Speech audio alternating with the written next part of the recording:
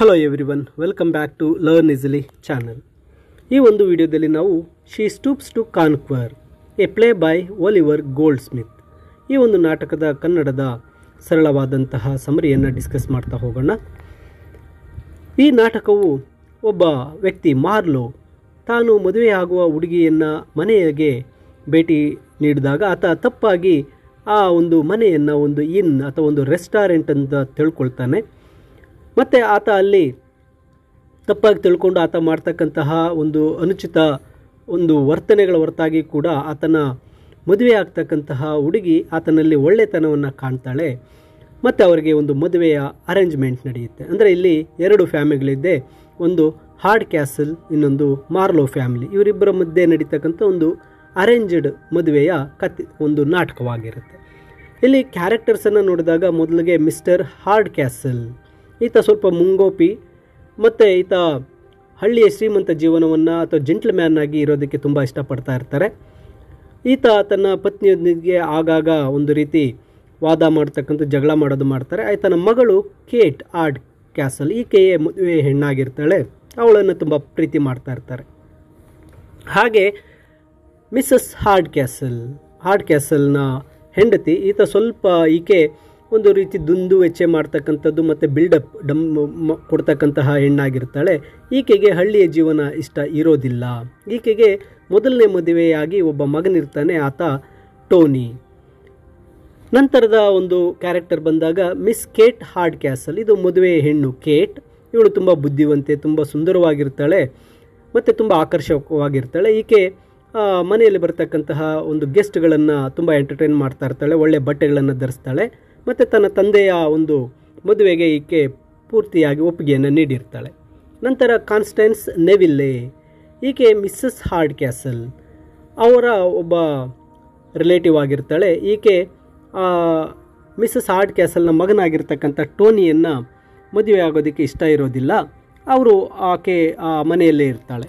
ನಂತರ ಟೋನಿ ಲಂಪ್ಕಿನ್, ಈತ missus hard ಕ್ಯಾಸಲ್ನ ಮೊದಲ ಮಗ, ಅಂದರೆ ಮದುವೆಯ ಮೊದಲನೇ ಮಗ. ಈತ ತುಂಬ ಕುಡಿಯೋದು, ಜೂಜಾಡ್ತಕ್ಕಂಥದ್ದು, ರೇಸ್, ಗ್ಯಾಂಬ್ಲಿಂಗ್ ಇದರಲ್ಲಿ ತೊಡಗಿರ್ತಾನೆ. ಈತನಿಗೆ ತಮಾಷೆ ಮಾಡತಕ್ಕಂಥದ್ದು ತುಂಬ ಇಷ್ಟ. ಈತ ತನ್ನ ಎರಡನೇ ತಂದೆಯಾಗಿರ್ತಕ್ಕಂಥ ಮಿಸ್ಟರ್ ಹಾರ್ಡ್ ಕ್ಯಾಸಲ್ ಮತ್ತು ಮಿಸ್ಸಸ್ ಹಾರ್ಡ್ ಕ್ಯಾಸಲ್ ಅವರನ್ನು ವಿರೋಧಿಸ್ತಾ ಇರ್ತಾನೆ.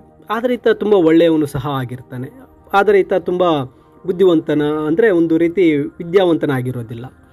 ನಂತರ ಬಂದಾಗ ಹೇಸ್ಟಿಂಗ್ಸ್ ಈತ ಕಾನ್ಸ್ಟೆನ್ಸ್ ನೆವಿಲ್ಲೆಯ ಒಬ್ಬ ರಹಸ್ಯ ಪ್ರೇಮಿಯಾಗಿರ್ತಾನೆ. ಈತ ಮಾರ್ಲೋನ ಕ್ಲೋಸ್ ಫ್ರೆಂಡ್ ಆಗಿರ್ತಾನೆ. ಮಾರ್ಲೋ ಅಂದರೆ ಮದುವೆಯ ಗಂಡು, ಆತನ ಕ್ಲೋಸ್ ಫ್ರೆಂಡ್ ಆಗಿರ್ತಾನೆ. ನಂತರ ಬಂದಾಗ ಚಾರ್ಲ್ಸ್ ಮಾರ್ಲೋ ಜೂನಿಯರ್, ಈತ ಮದುವೆಯ ಗಂಡಾಗಿರ್ತಾನೆ, ತುಂಬ ಆಕರ್ಷಕ ವ್ಯಕ್ತಿ, ಶ್ರೀಮಂತ.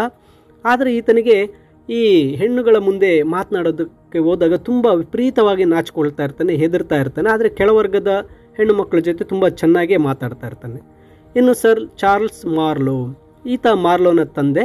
ಈತ ಮಿಸ್ಟರ್ ಹಾರ್ಡ್ ಕ್ಯಾಸಲ್ನ ಸ್ನೇಹಿತರಾಗಿರ್ತಾನೆ. ಈಗ ಮಿಸ್ಟರ್ ಹಾರ್ಡ್ ಕ್ಯಾಸಲ್ ಹಾಗೂ ಈ ಚಾರ್ಲ್ಸ್ ಮಾರ್ಲೋ ಈ ಎರಡು ಫ್ಯಾಮಿಲಿಗಳ ನಡುವೆ ಆ ಒಂದು ಅರೇಂಜ್ ಮ್ಯಾರೇಜ್ನ ನಡೀತಕ್ಕಂಥ ಘಟನೆಗಳೇ ಈ ಒಂದು ನಾಟಕವಾಗಿರುತ್ತೆ. ಇಲ್ಲಿ ಮೊದಲನೇ ಆ್ಯಕ್ಟ್ಗೆ ಬಂದಾಗ ಮಿಸ್ಟರ್ ಹಾರ್ಡ್ ಕ್ಯಾಸಲ್ ಮತ್ತು ಮಿಸ್ಸಸ್ ಹಾರ್ಡ್ ಕ್ಯಾಸಲ್ ಹಳ್ಳಿ ಮತ್ತು ಈ ಒಂದು ಸಿಟಿಗಳ ನಡುವೆ ಇರತಕ್ಕಂತಹ ಅನುಕೂಲಗಳ ಬಗ್ಗೆ ಒಬ್ರಿಗೊಬ್ಬರು ಸ್ವಲ್ಪ ಜಗಳ ಮಾಡಿಕೊಂಡು ವಾದಿಸ್ತಾ ಇರ್ತಾರೆ. ನಂತರ ಮಿಸ್ಸಸ್ ಹಾರ್ಡ್ ಕ್ಯಾಸಲ್ ಟೋನಿ, ತನ್ನ ಮೊದಲನೆಯ ಮದುವೆಯ ಗಂಡನ ಮಗನಾಗಿರ್ತಕ್ಕಂಥ ಟೋನಿಯನ್ನು ಆವತ್ತಿನ ಸಂಜೆ ಏನಾದರೂ ಮಾಡಿ ಕುಡಿಯೋದಕ್ಕೆ ಕಳಿಸಬಾರ್ದು ಅಂತ ಪ್ರಯತ್ನ ಮಾಡ್ತಾ ಇರ್ತಾರೆ. ಆದರೆ ಆತ ಅದನ್ನ ಬಿಡೋದಿಲ್ಲ, ಟೋನಿ ಕುಡಿಯೋಕ್ಕೆ ಹೋಗ್ತಾನೆ.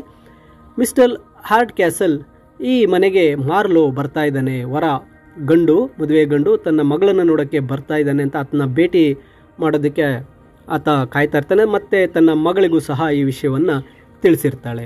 ಕೇಟ್ ಮತ್ತು ಕಾನ್ಸ್ಟೆನ್ಸ್ ನೆವಿಲ್ಲೆ ಇವರಿಬ್ಬರು ಏನು ಮಾಡ್ತಾ ಇರ್ತಾರೆ, ಮಾರ್ಲೋ ಬಗ್ಗೆ ಮಾತಾಡ್ಕೊಳ್ತಾ ಇರ್ತಾರೆ. ಅವ್ರಿಗೆ ಚೆನ್ನಾಗಿ ಗೊತ್ತಿರುತ್ತೆ ಮಾರ್ಲೋ ಈ ರೀತಿ ಮದುವೆ ಹೆಣ್ಣುಗಳನ್ನು ನೋಡೋಕ್ಕೆ ಬಂದಾಗ ತುಂಬ ನಾಚಿಕೊಳ್ತಾನೆ ಅಂತಕ್ಕಂಥದ್ದು ಅವರಿಬ್ಬರಿಗೂ ಗೊತ್ತಿರುತ್ತೆ.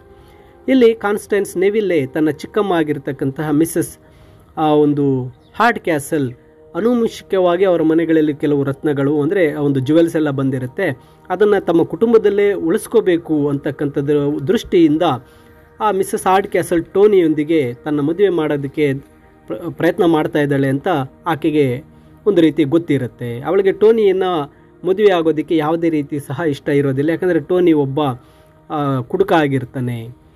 ನಂತರ ಹೇಸ್ಟಿಂಗ್ಸ್ ಮತ್ತು ಮಾರ್ಲೋಗೆ ಮದುವೆಗೊಂಡು ಆತನ ಸ್ನೇಹಿತ ಹೇಸ್ಟಿಂಗ್ಸ್ ಇವರಿಬ್ಬರು ಸಹ ಹಾರ್ಡ್ ಕ್ಯಾಸಲ್ ಮನೆಗೆ ಬರಬೇಕಾದ್ರೆ ದಾರಿ ತಪ್ಪಿ ಆ ಒಂದು ಟೋನಿ ಇರ್ತಕ್ಕಂಥ ಜಾಗಕ್ಕೆ ಹೋಗ್ತಾನೆ.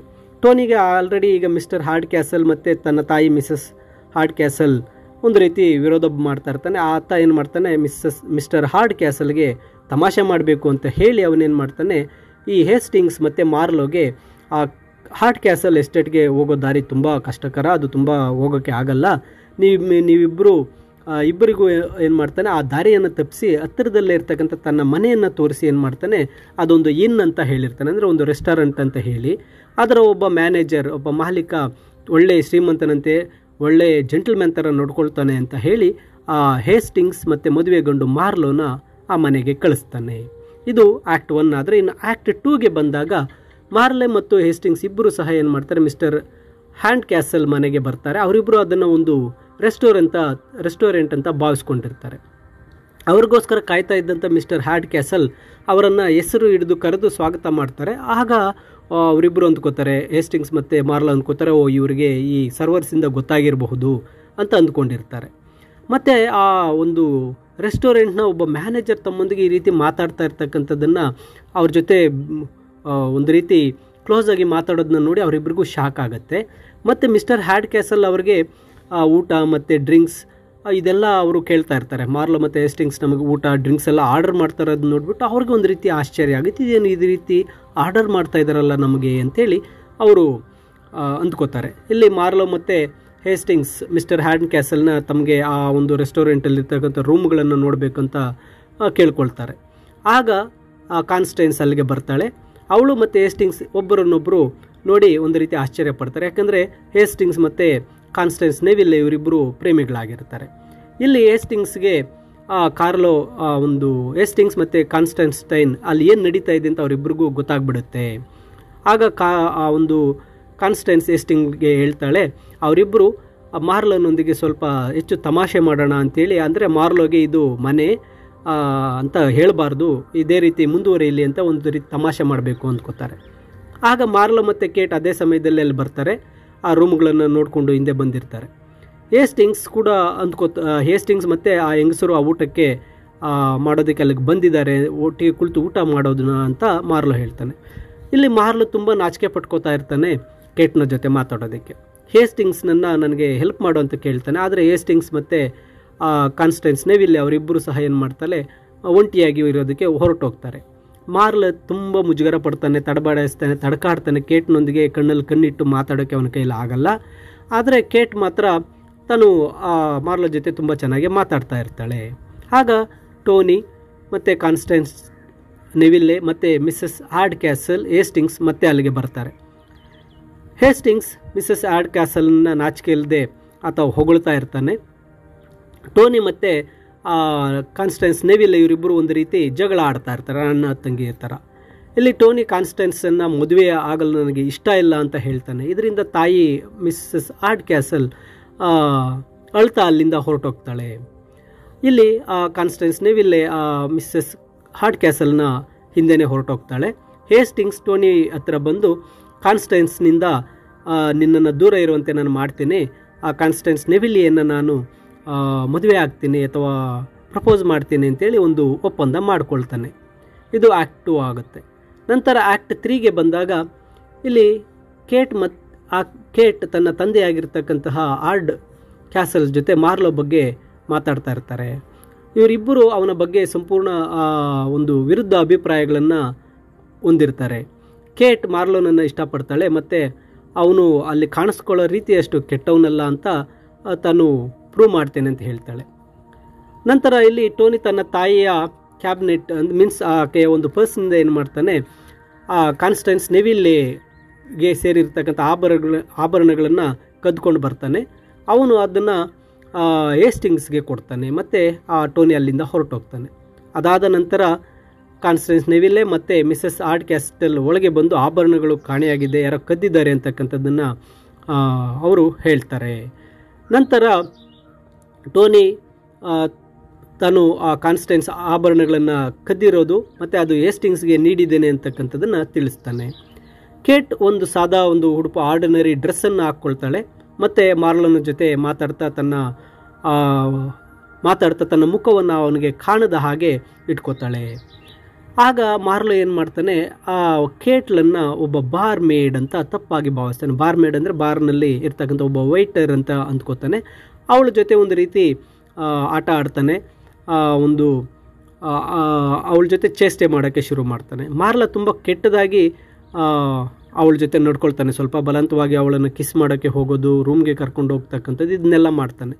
ಮಿಸ್ಟರ್ ಹಾರ್ಡ್ ಕ್ಯಾಸಲ್ ಇವೆಲ್ಲವನ್ನು ನೋಡ್ತಾ ಇರ್ತಾರೆ. ಮತ್ತು ಮಾರ್ಲೋ ತನ್ನನ್ನು ಸೇವಕನಂತೆ ನಡೆಸ್ಕೊಳ್ತಾ ಇದ್ದಾನೆ ಎಂಬ ಭಾವನೆ ಈಗಾಗಲೇ ತೀವ್ರವಾಗಿ ಆತ ನೊಂದಿರ್ತಾನೆ. ಯಾಕೆಂದರೆ ಇಲ್ಲಿ ಮಾರ್ಲೋಗೆ ಗೊತ್ತಿಲ್ಲ ಅದು ಮಿಸ್ಟರ್ ಹಾರ್ಡ್ ಕ್ಯಾಸಲ್ನ ಮನೆ ಅನ್ನೋದು ಗೊತ್ತಿರೋದಿಲ್ಲ. ಆತ ಏನು ಮಾಡ್ತಾ ಇರ್ತಾನಂದರೆ ಇದು ಒಂದು ಬಾರ್ ಅಂತ ಅಂದ್ಕೊಂಡು ಆ ರೀತಿ ನಡ್ಕೊಳ್ತಾ ಇರ್ತಾನೆ.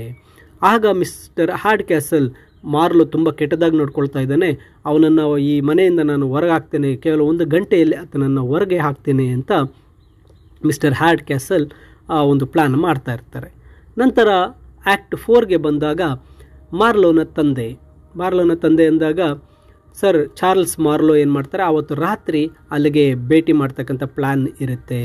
ಇಲ್ಲಿ ಕಾನ್ಸ್ಟೈನ್ ಮತ್ತು ಇದು ಹೇಸ್ಟಿಂಗ್ಸ್ಗೆ ಈ ವಿಷಯ ತಿಳಿಯುತ್ತೆ. ಆದ್ದರಿಂದ ಅವರಿಬ್ಬರು ಏನು ಮಾಡ್ತಾರೆ, ತಮ್ಮ ಪ್ಲಾನ್ಗಳನ್ನು ಬೇಗ ಮಾಡೋಕ್ಕೆ ಶುರು ಮಾಡ್ತಾರೆ.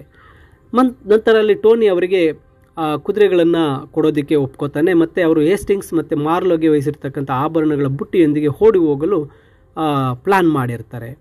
ಮಾರ್ಲೋ ಆಭರಣಗಳನ್ನು ತನ್ನ ಕೋಣೆಯಲ್ಲಿ ಇಡೋದು ಒಳ್ಳೆಯದಲ್ಲ ಅಂತ ಯೋಚನೆ ಮಾಡಿ ಮಾರ್ಲೋ ಏನು ಮಾಡ್ತಾನೆ, ಆ ಆಭರಣಗಳನ್ನು ತಗೊಂಡೋಗಿ ಮಿಸ್ಸಸ್ ಹಾರ್ಡ್ ಕ್ಯಾಸಲ್ಗೆ ನೀಡಿಬಿಡ್ತಾನೆ.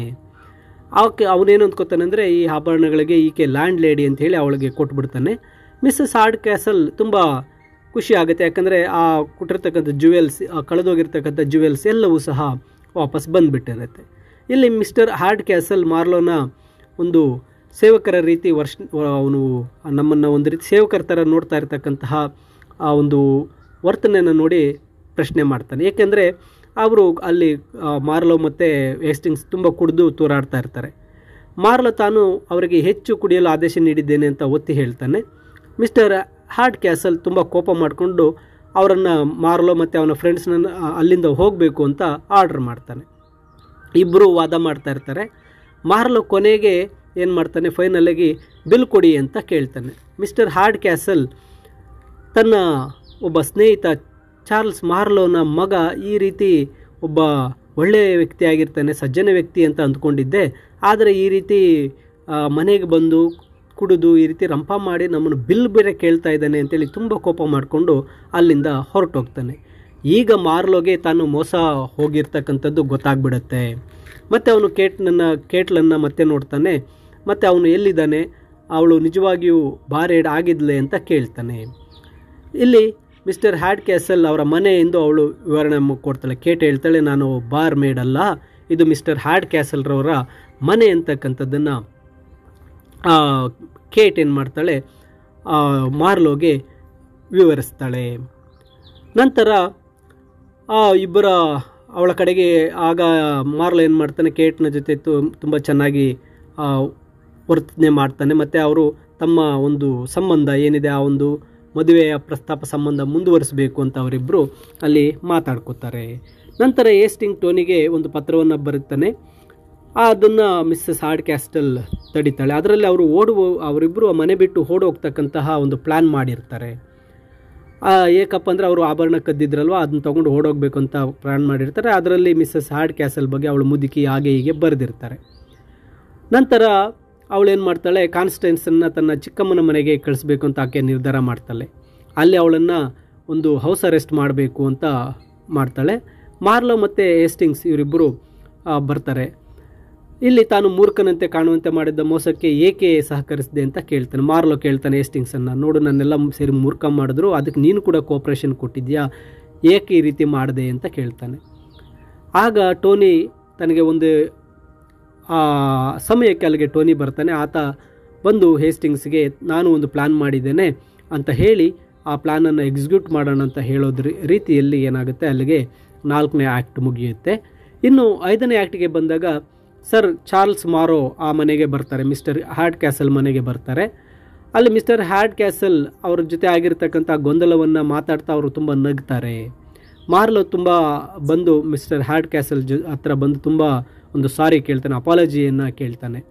ಆದರೆ ಅದನ್ನ ಅವರು ಅರ್ಥ ಅದನ್ನ ಆಗ ಮಿಸ್ಟರ್ ಹಾರ್ಡ್ ಕ್ಯಾಸಲ್ ಅದನ್ನ ಅರ್ಥ ಮಾಡ್ಕೋತಾರೆ. ಮತ್ತು ಮಾರ್ಲೆ ಮತ್ತು ಕೇಟ್ ಅವರಿಬ್ಬರ ಒಂದು ಪರಸ್ಪರ ಇಷ್ಟಪಡ್ತಾ ಇರೋದ್ರಿಂದ ಅವರ ಮದುವೆಯ ಒಂದು ಪ್ಲ್ಯಾನ್ಗಳನ್ನು ಮುಂದುವರಿಸಬೇಕು ಅಂತ ಅವರು ಅಂದ್ಕೋತಾರೆ. ಮಾರ್ಲೋ ಮತ್ತು ಕೇಟನ್ನು ಬಾರ್ ಮೇಡ್ ಎಂದು ತಪ್ಪಾಗಿ ತಿಳಿದುಕೊಂಡಿರೋದನ್ನ ನನಗೆ ಗೊತ್ತಿರಲಿಲ್ಲ, ನಾನು ತಪ್ಪಾಗಿ ಅಂದ್ಕೊಂಡ್ಬಿಟ್ಟಿದ್ದೆ ಅಂತ ಹೇಳಿ ಅವರು ಎಲ್ಲವನ್ನು ವಿವರಿಸಿ ಹೇಳ್ತಾರೆ. ನಂತರ ಅಲ್ಲಿಂದ ಮಾರ್ಲೋ ಹೊರಟೋಗ್ತಾನೆ. ಆಗ ಕೇಟ್ ಅಲ್ಲಿಗೆ ಬರ್ತಾಳೆ. ಅಲ್ಲಿ ತನ್ನ ಪ್ರೀತಿಯನ್ನು ಆಕೆ ಪದೇ ಪದೇ ವ್ಯಕ್ತಪಡಿಸ್ತಾಳೆ ತಂದೆಗೆ. ತಾನು ಮಾರ್ಲೋನನ್ನು ಪ್ರೀತಿ ಮಾಡೋ ವಿಷಯವನ್ನು ತುಂಬ ತನ್ನ ತಂದೆ ಮಿಸ್ಟರ್ ಹಾರ್ಡ್ ಕ್ಯಾಸಲ್ಗೆ ತಿಳಿಸ್ತಾಳೆ. ಈಗ ಚಾರ್ಲ್ಸ್ ಮಾರ್ಲೋ ಮತ್ತು ಮಿಸ್ಟರ್ ಹಾರ್ಡ್ ಕ್ಯಾಸಲ್ ಮಾರ್ಲೋನ ಪ್ರೀತಿಯನ್ನು ಕೇಟ್ ಜೊತೆ ಅವರಿಬ್ಬರು ತೋರಿಸೋದಕ್ಕೆ ಒಪ್ಕೊಳ್ತಾರೆ, ಅವರಿಬ್ಬರ ಮದುವೆಯನ್ನು ಮಾಡೋದಕ್ಕೆ ಒಪ್ಕೋತಾರೆ.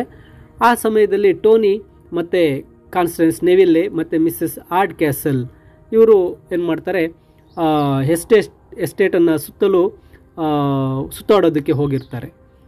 ಆದರೆ ಅವರು ತಮ್ಮ ಚಿಕ್ಕಮ್ಮನ ಮನೆ ಕಡೆಗೆ 40 ಮೈಲಿ ಪ್ರಯಾಣ ಮಾಡಿದ್ದಾರೆ ಅಂತ ಹೇಳ್ತಾನೆ. ಈ ವಿಷಯ ತಿಳ್ಕೊಂಡಂಥ ಶ್ರೀಮತಿ ಹಾರ್ಡ್ ಕ್ಯಾಸಲ್ ಕತ್ಲೆಯಲ್ಲಿ ಒಬ್ಬ ವ್ಯಕ್ತಿಯನ್ನು ನೋಡ್ತಾರೆ. ಆ ವ್ಯಕ್ತಿಯನ್ನು ಕಳ್ಳ ಅಂತ ಅಂದ್ಕೋತಾರೆ. ಆದರೆ ಅಲ್ಲಿ ಕಳ್ಳ ಇರೋದಿಲ್ಲ, ಮಿಸ್ಟರ್ ಹಾರ್ಡ್ ಕ್ಯಾಸಲ್ ಅಲ್ಲಿ ವಾಕ್ ಮಾಡ್ತಾ ಇರ್ತಾರೆ. ಅವರು ತಮ್ಮ ಮನೆಯ ಹಿತ್ತಲನ್ನು ಬಿಟ್ಟು ಎಲ್ಲಿಗೂ ಹೋಗಿರಲ್ಲ. ಆ ಮನೆ ಸುತ್ತು ವಾಕ್ ಮಾಡೋದು ಅವ್ರದ್ದು ಒಂದು ಹ್ಯಾಬಿಟ್ ಆಗಿರುತ್ತೆ. ಮಿಸ್ಟರ್ ಹಾರ್ಡ್ ಕ್ಯಾಸಲ್ ಮತ್ತು ಸರ್ ಚಾರ್ಲ್ಸ್ ಒಂದು ಪರದೆ ಹಿಂದ್ಗಡೆ ಅವತ್ತು ಕುಳಿತುಕೊಂಡಿರ್ತಾರೆ. ಇಲ್ಲಿ ಕೇಟ್ ಮತ್ತು ಮಾರ್ಲೋ ಇಬ್ಬರು ಜೊತೆಗೂಡಿ ಮಾತಾಡ್ತಾ ಇರ್ತಾರೆ. ಆಗ ಕೇಟ್ ಏನು ಮಾಡ್ತಾಳೆ, ಆ ಮಾರ್ಲೋ ಜೊತೆ ತನ್ನ ಪ್ರೀತಿಯನ್ನು ವ್ಯಕ್ತಪಡಿಸ್ತಾಳೆ. ಅವರು ತಮ್ಮ ವ್ಯಕ್ತಪಡಿಸಿದಾಗ ಇಲ್ಲಿ ಹಾರ್ಡ್ ಕ್ಯಾಸಲ್ ಮತ್ತು ಚಾರ್ಲ್ಸ್ ಮಾರ್ಲೋ ಅವರು ಸ್ಟೇಜ್ ಮೇಲೆ ಬರ್ತಾರೆ. ಬಂದು ಏನು ಮಾಡ್ತಾರೆ, ಇಲ್ಲಿ ಮಾರ್ಲೋ ಒಬ್ಬ ಸುಳ್ಳುಗಾರ ಅಂತ ಆರೋಪ ಮಾಡ್ತಾರೆ. ಆಗ ಅವನು ಅಂತಿಮವಾಗಿ ತಾನು ಮಿಸ್ಟರ್ ಹಾರ್ಡ್ ಕ್ಯಾಸಲ್ರವರ ಮಗಳೊಂದಿಗೆ ಮಾತಾಡ್ತಾ ಇದ್ದಾನೆ ಅಂತಕ್ಕಂಥದ್ದು ಆಗ ಗೊತ್ತಾಗುತ್ತೆ ಮಾರ್ಲೋಗೆ. ಅದುವರೆಗೂ ಸಹ ಕೇಟ್ನನ್ನು ಒಬ್ಬ ಬಾರ್ ಮೇಡ್ ಅಂತ ಅಂದ್ಕೊಂಡಿರ್ತಾನೆ. ಆಗ ಅವನಿಗೆ ಗೊತ್ತಾಗುತ್ತೆ ನಾನು ಮಾತಾಡ್ತಾ ಇರ್ತಕ್ಕಂಥದ್ದು ನನ್ನ ಮದುವೆ ಆಗ್ತಕ್ಕಂಥ ಹುಡುಗಿ ಜೊತೆ ಅಂತ ಅಂದ್ಕೋತಾನೆ. ಆಗ ಅವನಿಗೆ ತುಂಬ ನಾಚಿಕೆ ಆಗುತ್ತೆ. ಆ ಸಮಯಕ್ಕೆ ಟೋನಿ, ಕಾನ್ಸ್ಟೆನ್ಸ್ಟೈನ್ ಮತ್ತು ಮಿಸ್ಸಸ್ ಹಾರ್ಡ್ ಕ್ಯಾಸಲ್, ಹೇಸ್ಟಿಂಗ್ಸ್ ಅಲ್ಲಿಗೆ ಬರ್ತಾರೆ. ಸರ್ ಚಾರ್ಲ್ಸ್ ಹೇಸ್ಟಿಂಗ್ನನ್ನು ನೋಡಿ ತುಂಬ ಇಷ್ಟಪಡ್ತಾರೆ ಮತ್ತು ಅವನು ಹೇಳ್ತಾರೆ ಒಳ್ಳೆಯ ಗುಣಗಳ ಹೊಂದಿರತಕ್ಕಂಥ ವ್ಯಕ್ತಿ ಹೇಸ್ಟಿಂಗ್ ಅಂತ ಹೇಳ್ತಾರೆ. ಟೋನಿ ಮೊದಲು ಭಾವಿಸಿದ್ದಕ್ಕೆ ವಿರುದ್ಧವಾಗಿ ಅವನು 3 ತಿಂಗಳಿಂದ ಅವನು ಏನು ಮಾಡಿರ್ತಾನೆ, ಅವನು ಒಂದು ಮೆಚ್ಯೂರ್ ಆಗಿರ್ತಾನೆ, ವಯಸ್ಸಿಗೆ ಬಂದಿರ್ತಾನೆ. ಮಿಸ್ಟರ್ ಹಾರ್ಡ್ ಕ್ಯಾಸಲ್ ಈ ವಿಷಯವನ್ನು ತಿಳಿಸ್ತಾರೆ. ಟೋನಿ ತಾನು ಕಾನ್ಸ್ಟೆಂಟನ್ನು ಯಾವುದೇ ಕಾರಣಕ್ಕೂ ಮದುವೆ ಆಗೋದಿಲ್ಲ ಅಂತ ಹೇಳ್ತಾನೆ. ಮಿಸ್ಸಸ್ ಹಾರ್ಡ್ ಕ್ಯಾಸ್ಟಲ್ ಈಗ ಹೇಸ್ಟಿಂಗ್ನೊಂದಿಗೆ ಆ ಕಾನ್ಸ್ಟೆನ್ಸ್ಟೈನ್ ನೆವಿಲ್ಲೆಯ ಮದುವೆಯನ್ನು ಮಾಡೋದಕ್ಕೆ ಒಪ್ಕೋತಾರೆ. ಮಾರ್ಲೆ ಮತ್ತು ಕೇಟ್ ಕೂಡ ಪರಸ್ಪರ ಮದುವೆ ಆಗೋದಕ್ಕೆ ನಿರ್ಧಾರ ಮಾಡ್ತಾರೆ. ಅಲ್ಲಿ ಟೋನಿಯ ಮದುವೆ ವಿಫಲ ಆಗುತ್ತೆ. ಟೋನಿ ಮದುವೆ ಆಗೋದಿಲ್ಲ ಅಂತ ಡಿಸೈಡ್ ಮಾಡ್ತಾನೆ. ಮತ್ತು ಅವರೆಲ್ಲರೂ ಸಹ ಇಲ್ಲಿ ಆಗಿರ್ತಕ್ಕಂಥ ಗೊಂದಲಗಳನ್ನು ನಾವೆಲ್ಲ ಮರೆಯೋಣ ಅಂತ ಹೇಳಿ ನಾಳೆ ಒಂದು ದೊಡ್ಡ ಪಾರ್ಟಿ ಮಾಡೋಣ ಅಂತ ಹೇಳಿ ಏನು ಮಾಡ್ತಾರೆ, ಎಲ್ಲರೂ ಸ್ಟೇಜ್ನಿಂದ ಹೊರಗಡೆ ಹೋಗ್ತಾರೆ. ಮೈ ಡಿಯರ್ ಸ್ಟೂಡೆಂಟ್ಸ್, ಇದು ಕನ್ನಡದಲ್ಲಿ ಸರಳವಾಗಿ ಒಂದು ಸಾರಾಂಶವನ್ನು ತಿಳಿಸಿದ್ದೇನೆ. ಹಾಗೆ ಇಂಗ್ಲೀಷ್ ಸಮರಿ PDF ವಿಡಿಯೋದ ಡಿಸ್ಕ್ರಿಪ್ಷನ್ನಲ್ಲಿದೆ, ನೀವು ಡೌನ್ಲೋಡ್ ಮಾಡಿ ಓದ್ಕೋಬಹುದಾಗಿರುತ್ತೆ.